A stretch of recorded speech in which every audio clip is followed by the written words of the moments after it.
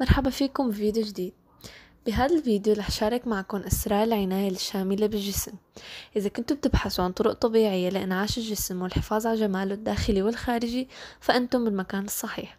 رح نتحدث اليوم عن خلطات طبيعية سهلة التحضير ومكونات بسيطة من المنزل، رح تمنحك بشرة ناعمة وجسم منتعش وطاقة متجددة.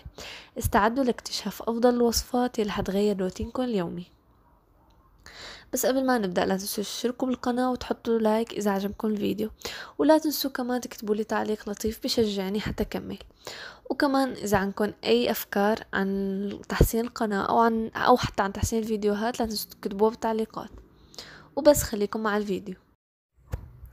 أولا، إذا كنتوا بحاجة لمؤشر طبيعي للجسم فالمكونات هي نصف كوب من السكر البني، ربع كوب من زيت الزيتون أو زيت جوز الهند، ومعلقة صغيرة من العسل، وقطرات من زيت الليمون أو البرتقال.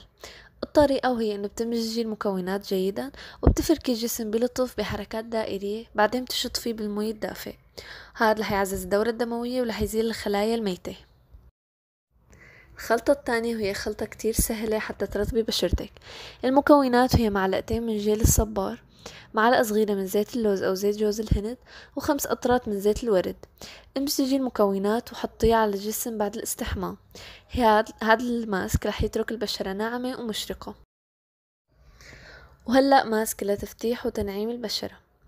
معلقتين من الزبادي، معلقة صغيرة من العسل، ونص معلقة صغيرة من الكركم. بتحطي المزيج على الجسم وبتتركيه لمدة 15 أو 20 دقيقة، وبتغسلي بالماء الدافئ حتى تحصلي على بشرة ناعمة ومتألقة. هلأ جبتلك وصفة حتى تخلصي من إرهاق العيون وانتفاخها. والمكونات هي كمية كافية من ماء الورد. طريقة تحضيرها هي بتجيبي قطعة قطن وبتغمريها بماء الورد، بعدين بتتسطحي على ظهرك وبتسترخي. بتحطي هي القطعة اللي غمرتيها بماء الورد على عينك وبتتركيها لمدة تصل 20 دقيقة. هلأ جبتلك وصفة حتى تتخلصي من الأماكن الغامقة بجسمك.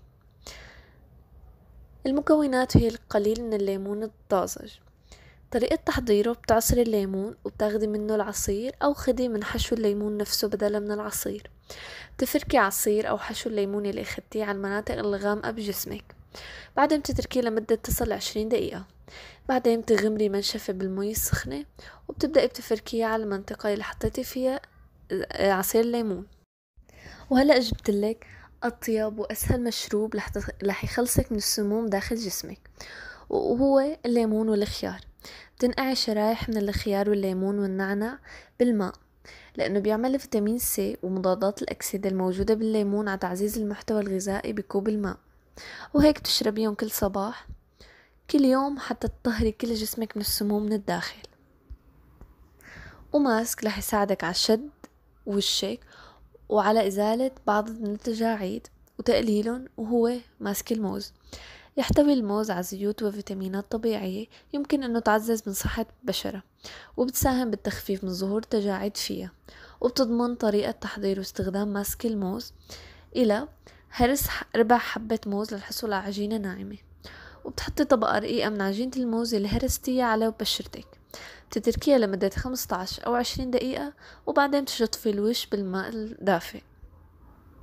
هلأ جبت لكم ماسك رح يخلصكم من خشونة الإيدين. والمكونات هن كمية من زيت الزيتون وكمية من السكر الناعم.